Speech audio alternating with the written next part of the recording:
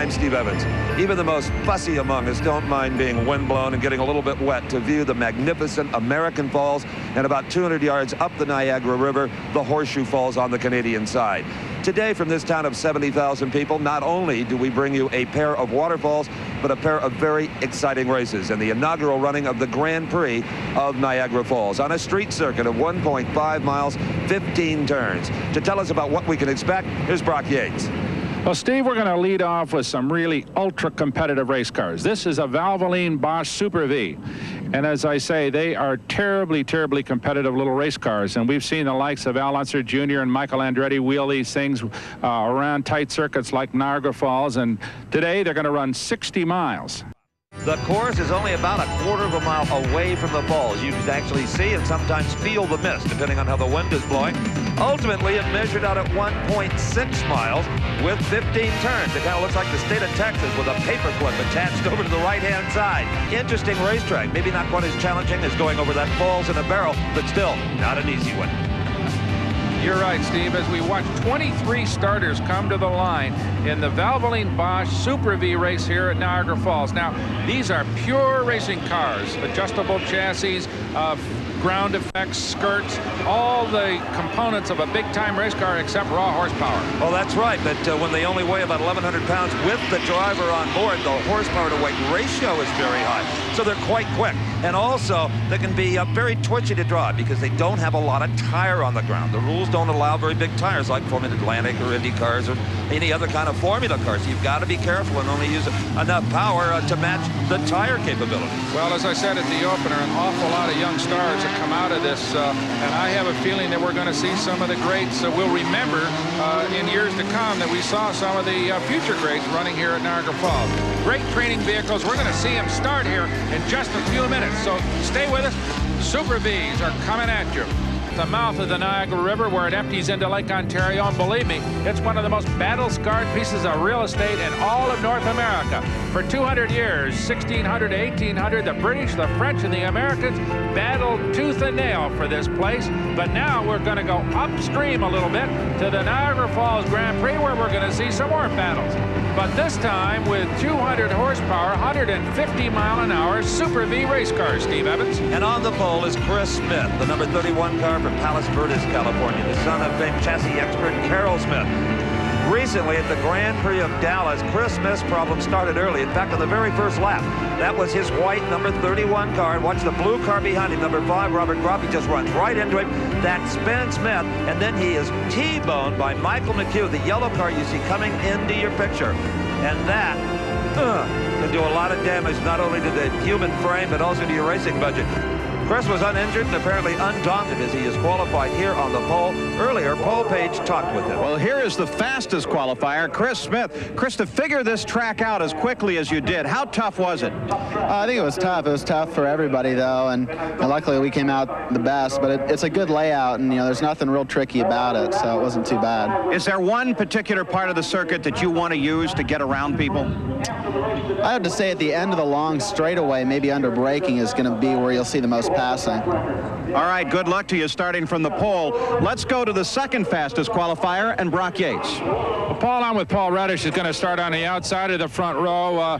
Paul, obviously a brand new racetrack for everybody, and of course a typically tight American street course. How do you approach a track like this? Well, from not starting on the pole is a little bit different, so basically we've got to just pace the first few laps out. If we can get the jump on Chris, well, that's fine.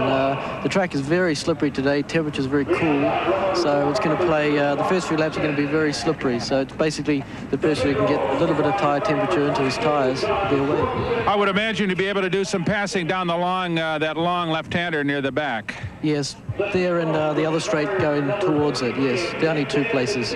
Otherwise, a little bit tight, I would imagine. It's a little tight. If you're following a car and they run in the middle of the track, you really got no way of getting past. Well, best of luck. Thank you. Paul? Brock Camarello will start on the inside of the second row, which means there's a little bit of traffic ahead of you, especially when you come to the start of the race itself. How do you plan? What's your tactic for it? Well, for the start of this race, I'm just going to hang in there and see what these guys are going to do and let things progress. This is a long race, and the track's real slippery, so things are going to happen here.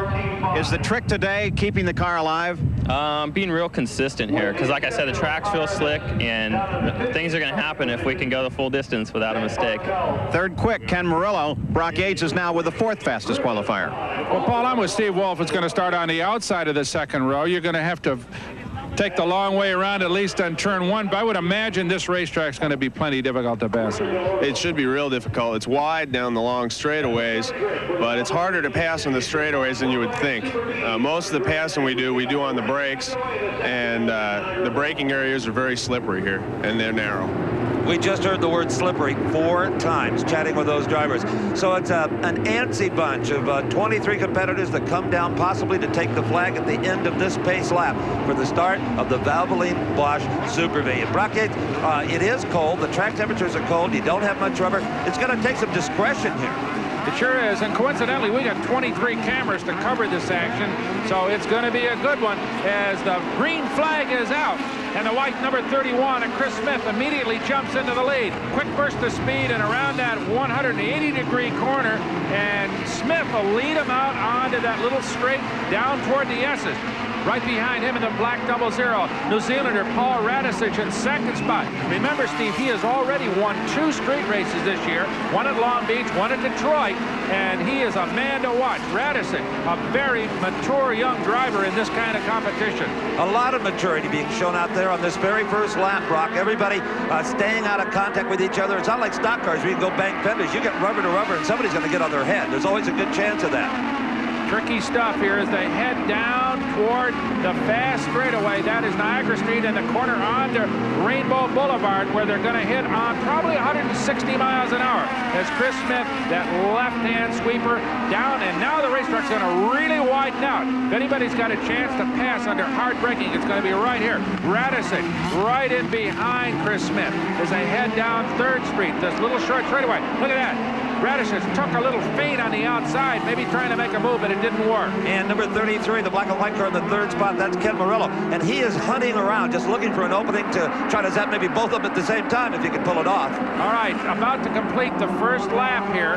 There they go down little short Wendell Street. The right-hander coming up onto the pit straightaway, and that will complete lap number 1 here with Chris Smith leading it all the way, but right behind him, Radisich and Murillo. Just a matter of a wink behind him. Well, now that everybody's got a lap on their car, some heat in the tires, some heat in the brakes, we're liable to see some driving personalities start to evolve. In fact, right there, you can see Chris Smith put about another car length between he and Paul Radisich. Murillo, the black and white car, number 33 is in the 3rd spot. Behind Murillo is 95, Steve Wolf. That's a blue machine, followed by another blue machine, number 3, Stuart Crow. Then the red car, number 2, that's Mark Smith. Mike Smith, the number 34, black car. The yellow machine, 22, that is John Brooks. And then the red car, 53, of Jeff Davis, followed by a pair. Oh, and we have got an incident right there, Brock. Yes, we sure do. That's the yellow number 13 car of Pat Piney out of Carmel, California. Carmel, California, and he is hot. He's trying to beat up on that 21 car of Dwayne May with his just made a nasty gesture. I don't want to go golfing with him, I can tell you that. Gonna take his steering wheel and go home. By golly, it'll show him. All right, we got a lead change here. That is Paul Radisich from New Zealand, who nips past Chris Smith coming down past the convention center. Smith comes back at him one more time as they jump onto Wendell Street, but it doesn't work. So we've got a new leader here. And look at this, Murillo gets under Chris Smith as well, Steve. That's right, Chris Smith, who was on the pole, is now fallen back to 3rd spot in one single lap. Radisich and Murillo have gotten around him. You have to wonder if there might be something a little amiss with that automobile. Well, it's possible because right now we've got Steve Wolf beginning to challenge Chris Smith as well. But now it's the Kiwi, Paul Radisich, who's opened out a little bit of a lead over Ken Murillo, and behind him in 3rd, the pole sitter Chris Smith. We've just started here, so stay with us. We'll be back with more Super Vs from Niagara Falls.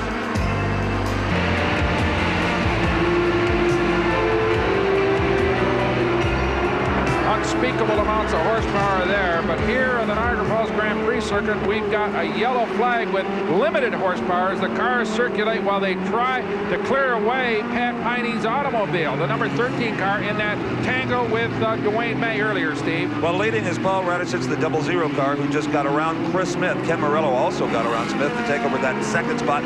As we look at the rest of the top 10, the winner we brought you from the Grand Prix at Dallas is currently in ninth. That is Bernard Jourdain, number 69. He's one to watch. When the green comes out, he may very well move up. And we've got about a half a lap to go before that green does come out as Radisich just leads them down around the straightaway. All right, let's take a look at what happened between Piney and Dwayne May, Steve. Well, you'll see Piney's yellow car enter this green. When we see him, he's already sideways. I believe he got a little love tap from the blue car and Mr. May to put him in that particular direction. And what a quick change artist. That is Pat Piney in the white, already out of his suit and back on the pit wall. I guess he must have lost his steering wheel somewhere. Well, that's just one of the evils of open wheel racing. You got to get bunted around. You just have to take that as part of the price of doing business in this kind of motorsport. Lest anybody think that Mr. Piney's steering wheel flew off under impact, you should explain that they take the wheel on and off. It's got a quick release thing on it. That's how you get in and out of the car. And he got out in a big hurry. Yeah, you can't blame him. He was upset. Sure. Doing a good job, and then all of a sudden he was out. As the green flag comes out, and all of a sudden the challenge for the 4th place. That is the blue number 95 car with challenged by the number 2, the red car of Mark Smith, and Smith jumps through on the inside to take 4th. And behind Smith and 5th is blue number 95. That's Steve Wolf. And blue number 3 was Stuart Crow, and Jeff Davis in the red number 53. Look how quick and exciting these cars get around this track. I like these Super Bs a lot. Well, Steve, let's make one thing clear. They are all basically the same chassis. 22 out of 23 of these cars are English-built Rolf RT5 automobiles. There's one American-built Griffith in the field, but for the most part, they are identical automobiles and identical engines and drivetrains.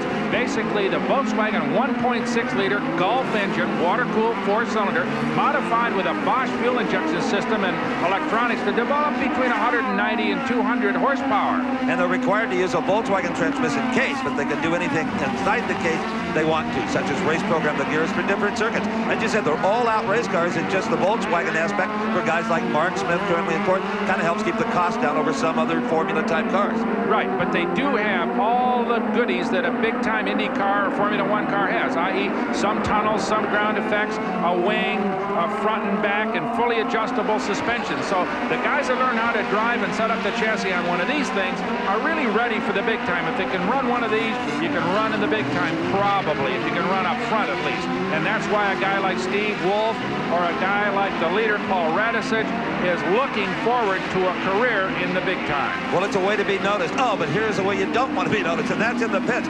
That is Dwayne May from Texas, the one that had the little altercation with Pat Piney. And apparently they've got a wheel damage, probably in that shunt. Oh, that would be the wheel, I could suppose, that put Pat Piney into the fence, and they're going to make that change as the leaders continue here. Here comes the orange car, the number 69, Rolf, Bernard Jourdain. Remember, he won it at Dallas, and right behind him in that lime green and yellow automobile, that's E.J. Lindsay, the number 10 car. He is in the 9th spot. Well, Lindsay was a strong finisher at the Grand Prix of Dallas, ended up 3rd. And I tell you, there's a great story going on out here, Brock, with a guy who crashed in practice and had to start at the very back of the pack. He never posted a time and has come from the 21st position on the grid to number 11 in just a few laps. Outstanding driving, trying to come from behind for Robert Groff. 22 years old, Northridge, California. He's the brother of Mike Groff, who was an excellent Super V driver.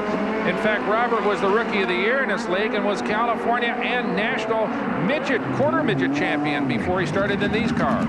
Well, there's Dwayne May headed back out of the track with a new left front wheel. There's Robert Groff in the blue number 5, closing in on 34 black. Mike Smith. Let's go to Paul down in 21's pit. Well, here you can see what Dwayne May's problem was. There should be a valve stem right here, and without it, all the air out of the tire. This is the result of that contact earlier. And here's Steve Shelley. Steve, can you tell me what you know about this incident? He was apparently in contact. Apparently, the two of the cars got together, and this is the damage we suffered. Managed to hit it just on the spot on the wheel that would give us a flat. If it hit anywhere else, we'd not lost the lap that we lost having to change the tire.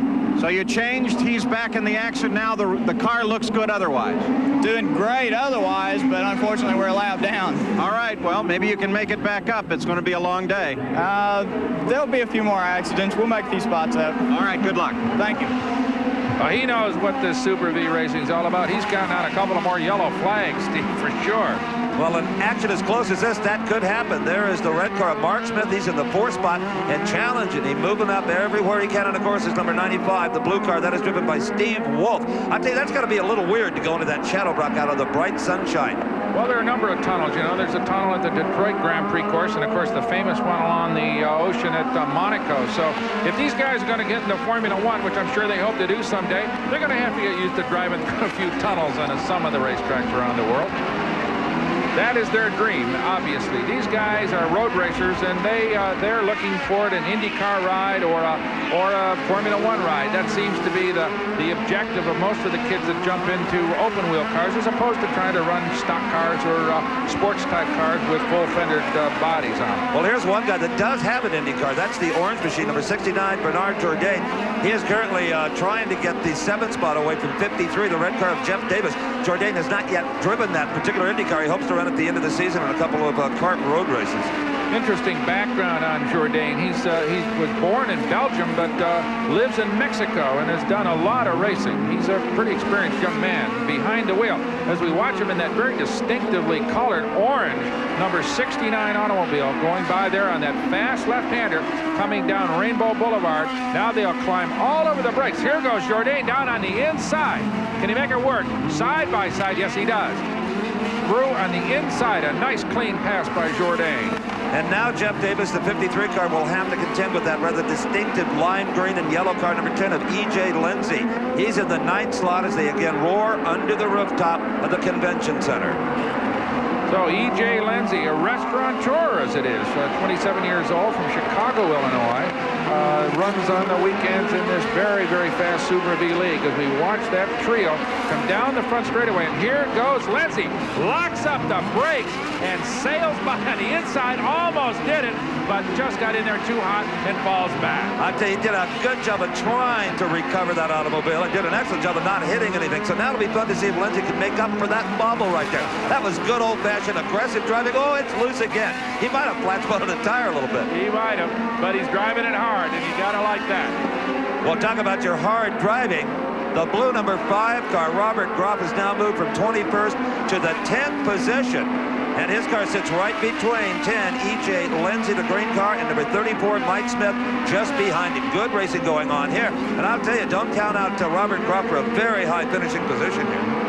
Well, Groff certainly has the poise and the skill and the horsepower, apparently, to run up among the leaders. Got a bad start, as we said earlier, and has to work his way through the field. His next objective, though, right now is E.J. Lindsay, and he's moved in on him as they come off Rainbow Boulevard. You know, considering how slick all the drivers, including Lindsay, felt that this course was, maybe it's the sun coming up, the temperature warming up. These cars are handling nicely. There's been very few incidents and certainly nothing serious to this point. So, as a street circuit, this one so far is got to be given some pretty high marks for some excellent racing. And some high marks have to also go to the city officials here in Niagara Falls. Rock? I'm with Mark Palace, the city administrator for the city of Niagara Falls, and I would imagine this is kind of a unique experience. When you came here, did you expect it? You'd see the street full of race cars, Mark? No, I didn't. It was a project that I got involved in a year and a half ago, and even now I can't believe it's happening while it's happening. Is it playing out basically to your expectations? Well, as far as the logistics, it's a lot better than I thought. Well, we're sure impressed, and thanks for having us. You bet. Thank you, Brock. Mark and his people were a big help to all of us here in Niagara Falls. 79 miles an hour. That's the speed that Bernard Jourdain, the orange number 69 car, carries off of Niagara and on to Rainbow. Well, so far the big gun in this Valvoline Bosch Super V race has been Paul Radich. It's the number 0 car. He leads. Ken Morello, the 33 car, black and white, just behind him. Bernard Jourdain is now in the 6th spot in that orange number 69 car. And Robert Groff is in the 9th position. Remember, he started at the back of the pack, and here we see Groff in the blue car just behind the green machine of E.J. Lindsay. They've been going at it for quite a while, Steve. Lindsay's been managing to hold off Gruff. I really kind of thought that Gruff would blow right past him, but Lindsay doing a good job. Locked that, remember, he locked his brakes up, trying to make a pass down there in turns 1 and 2. And here's Bernard Jourdain, hard braking at the end of Rainbow Boulevard to take 5th place from the blue number 3 of Stuart Crow. Well, you know, we were talking about Robert Groff. The more cars you pass as you move forward, the harder the next guy is to catch. That's right. Well, Jourdain put a good move on Crow there, and now holds on a good solid grip on 5th place here. So Jourdain running very nicely. Clearly the car is properly set up for these very tight 90-degree corners that line this Niagara Falls Grand Prix circuit. So the man who can set up his chassis on one of these Super Vs is a man who's going to go quickly. Earlier, Steve had a look at this number 69 Rawle RT5 of Bernard Jourdain to look specifically at the chassis. Using Bernard Jourdain Super V, let me show you a few of the things that crews can do to tune the chassis to a particular racetrack or a particular driver. Let's say in practice, Bernard comes in and says, guys, this car just isn't turning. It's plowing its way around the racetrack. Well, they'll go to the springs on these shocks here.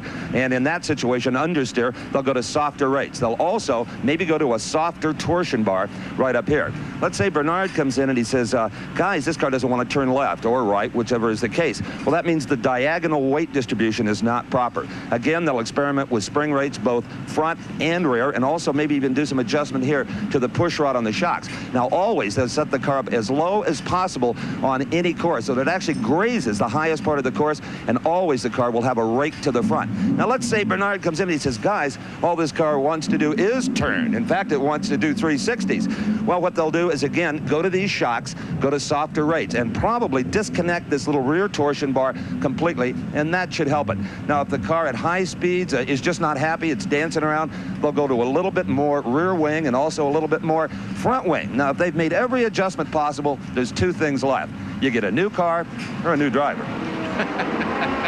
Well, right now, they're not going to replace Jourdain, but here is your pole sitter, Chris Smith. He remembered now the number 31 row started on the front row on the pole position, and now he's in the pits, and his crew is working on the engine. Yes, the engine was missing. It is an electrical problem for Chris Smith. And here is 00, Paul Rediches. He has already put a lap on that blue car. That is 81, Richard DeLardo. And now Ken Morello has done likewise. Everybody getting around safely. And look at this. Robert Groff in the blue number 5 car. He just snuck right inside E.J. Lindsay to take that 5th position. That is a man hungry. Beautiful piece of work. And there is E.J. Lindsay. Right behind him, Jeff Davis in the 53 car. And Stuart Crow, Mike Smith bringing up behind. Look at this. 4 wide. Go! That is Stuart Crow in the blue number 3 trying to get down inside to repass. And in so doing, forced Jeff Davis in the red 53 almost into the tire wall. It turned out that Stuart Crow restarted, but poor old Jeff Davis was held up for quite a while. Let's take another look at that, Steve, as we watch those 4 cars come down into that corner at the end of Rainbow Boulevard. Look at the right-hand side of your screen, the blue car. There it is. Just a little too hot into that turn. And watch the red car. Now, that is Davis. Through no fault of his own, he actually pays the penalty as far as time is concerned, but he'll go home with a race car that's still all in one piece. Something to be said for that. Right. So that was the penalty of just being a little bit too hot, though. Stuart Crow gets all right, gets through all right. There is 86 miles an hour being shown on that trap speed by Mark Smith and Robert Groff. 86 is pretty quick. Remember now, that trap speed is where they are under hard braking, so it's not really indicative of the top speed that these automobiles will run here. Well, Robert Groff, now in 5th, has been the man most on the move. Let's go to number 5's pit. Well, there's a lot of excitement here in Robert Groff's pits. He started 21st, and when he just came around, he moved into 5th place. Everybody seems pleased about that. You're watching very carefully, but you've got to be happy. Oh, yeah. I'm really excited. We had a lot of bad luck yesterday, so we're just keeping our fingers crossed. It's a great course, and this town has just been terrific to everybody, so we've enjoyed ourselves, and we want to thank everybody. Is there an explanation on why he is able to move up so quickly? Well, the car's been working excellent all weekend. He just made a mistake yesterday on the first lap and didn't get any qualifying times at all, so he's got to move up through the traffic. Well, you've been able to right positions off almost every lap. Let's hope you can do that some more. Thanks a lot. All right, good luck. Thanks. Robert Groff moving up. Well, there's a mom who sounds very knowledgeable about her son's racing effort, and one who's enjoying her trip to Niagara Falls, as we all are. Stick with us. The Super V's final laps are coming up. But how about Robert Groff? While we were away, he moved up from 5th into the 4th spot. Now, that guy has really been knocking them off, but they get tougher, as I said before. Now, he's got 3 guys in front of him that are going very quickly around this 1.6-mile circuit. And there is Jeff Davis from Brea, California, in the red number 53. And behind him in the orange 70, Roberto Quintanilla. And they are riding in 9th and 10th places around this very difficult course as we see them go underneath the Convention Center tunnel, and up ahead lies that 2 right-handers. The right-hander down a little Wendell Boulevard or Wendell Street, and then another right-hander down the pit straight. There is Jeff Davis in number 53 car. Oh, and he has lost it. He has spun. Roberto Quintanilla gets on the brakes hard. Some good race car. And look at coming backwards down the pit straight is the red machine of Jeff Davis. We saw Willie T. Ribs do this in a Trans Am car at the Grand Prix of Dallas. He's doing a pretty good job driving it backwards. Yeah, well, hopefully he doesn't back it into the wall and turn it like Willie did. Look at this. He's doing an excellent job. Not bad. Now he's going to turn it around. The yellow flag flying there. He's going to wait for a little traffic to get by and back underway. So I suppose that was the easiest way to do it, but it was kind of tricky. Those are very small rear view mirrors that he's got. Here he does it again. As you say, Quintanilla just misses him, and Pearl Jeff Davis wanked the left front wheel on that thing. I don't know how good that thing's going to handle right now, but it was good enough so he was able to back it all the way down the front straightaway. But he now gets a lap put on him by the leader. Paul Radish is in the black 00 car. Paul Page is in the pits with the owner of the 00 machine. Paul? All right, coming into the closing laps now, Dave Conti, your driver moves into the lead. He's challenged a bit by Morello, but what do you think your chances are for a win? You still keeping the fingers crossed? Oh, yeah, we got about 2.5 seconds. I think it's looking good right now, and he should be able to hold him off. The season has looked very strong for you, despite the fact that you don't have all the financial support you would want. Well, we've got a really good driver, and it seems like you qualify second when you guys are broadcasting the race, you end up winning, so hopefully we'll win this one. We'll try to do all of them for you. Okay, good. Good luck. Okay, and now let's go to Steve Evans, who's with the young man who started on the pole but will not win. Well, much like our last telecast, Chris Smith is out of the race early. This time, at least it's not a crash but an engine problem. We could hear it missing when you came by the pit straight. Yeah, it started on the pace lap, and it cut out a couple times in the first 2 laps, and it was just getting worse and worse. So thought we'd call it a day and save the motor for next weekend. An internal problem, apparently. I know you guys put a new electric box and spark plugs in it. Yeah, we tried a couple things. It didn't seem to help, so we assume it's something inside the motor that's gone astray. Sorry to see you out again so early. Well, thank you. And more trouble in the pits. This is Dwayne May in the number 21 car. Remember, he had that little tangle earlier in the going, but now engine problems are beginning to plague him, and he sits patiently while the crew begins to try to source the problem. And there in the 6th position is the green and yellow car. That's E.J. Lindsay. In the 7th spot, 34, Mike Smith. And the blue machine, the last one to your picture there, number 3, is Stuart Crow. And that is for the 6th spot. Mike Smith is currently just behind Lindsay in that kind of bluish machine. Overall, we've had pretty good reliability from these race cars during the course of the day, but we've got one in the pits, number 21, Dwayne May, and Paul Page is down there. Well, Dwayne May is back in for what appears to be a lengthy stop. Remember, he was involved in that first of the race incident, and they had to change the left front tire. Well, now they're working at the back of the car. The spark plug wrench is out, and it appears that it's an ignition situation. Wolfgang Hustad from Bosch is there on top of the car, giving what assistance he can, but it's obviously an electrical problem and one that they have not yet solved. Well, no problems out on the racetrack, Paul, for the man running as the 3rd spot. That is Bernard Jourdain, the bright 69, the orange car. Number 5, Robert Groff for the 3rd spot. But Groff does not seem to be quite as quick as he has as they put a lap on number 30, Lee Parkinson. As a matter of fact, my watch, Brock, says that the red car, number 2 of Mark Smith, is closing in on Groff. I think you're right, Steve. Groff may have, maybe his tires are going away on him, or maybe losing a little bit of horsepower, but he has not been challenging as hard as he was earlier, or charging as hard. So it could be that he's got some problems. That is number 10, that orange and yellow car, E.J. Lindsay, Mike Smith in the 34, and Stuart Crow still running in that race for 6th place. Those guys have been going at it for a whole bunch of laps now. Well, as far as 7th, we've got a change there as the blue number 3 car of Stuart Crow has gotten around Mike Smith in the number 34 car and has now settled into that 7th position. I think your comment earlier about tires, Brock, is very accurate. Robert Groff had to push harder out on the racetrack than anybody else, starting at the back of the field. He had as much horsepower as the pole sitter. That was obvious. And I think you're right. He just kind of ran out of rubber. Right now, I think he'd be happy to hold on to that 4th position, not get passed by anybody else.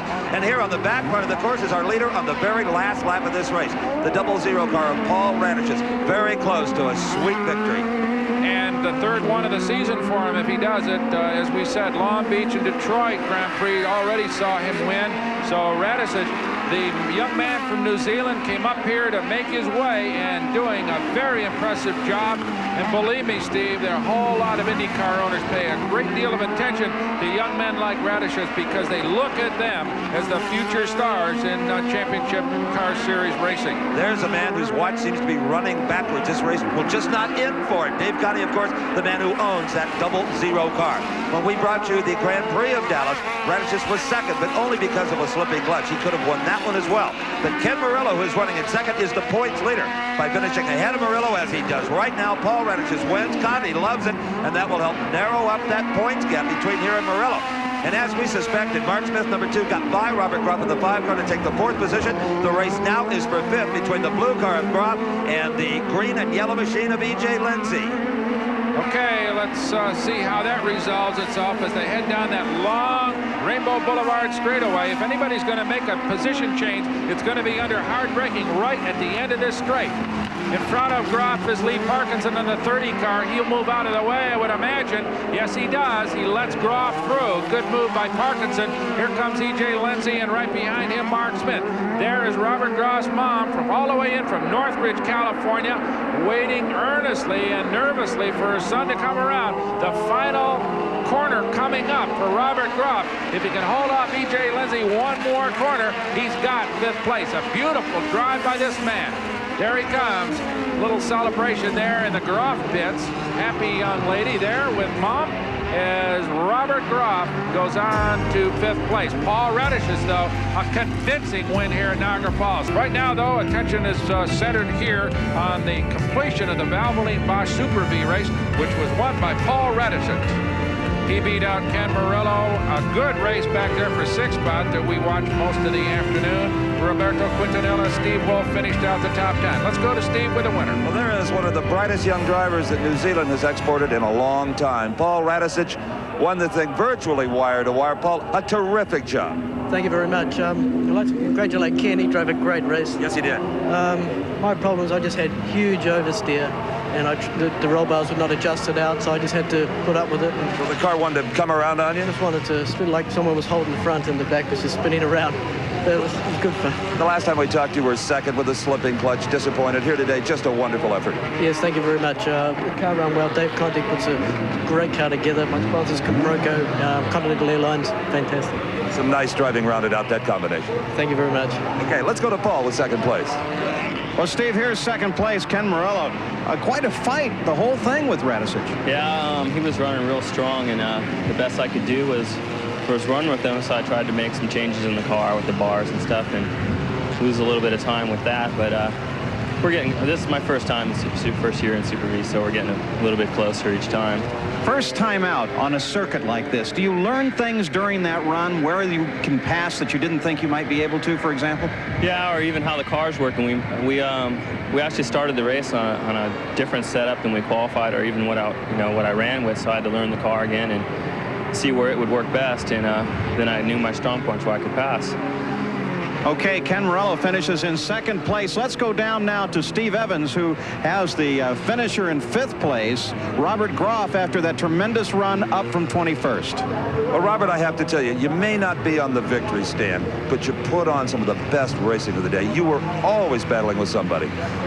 Thanks. Yeah, it seemed to make the race that much longer. I think that's the most passing I've had to do probably my whole racing career, but it was a lot of fun, and I really earned my money today. And indeed. Yeah, it was a fun. The green flag there right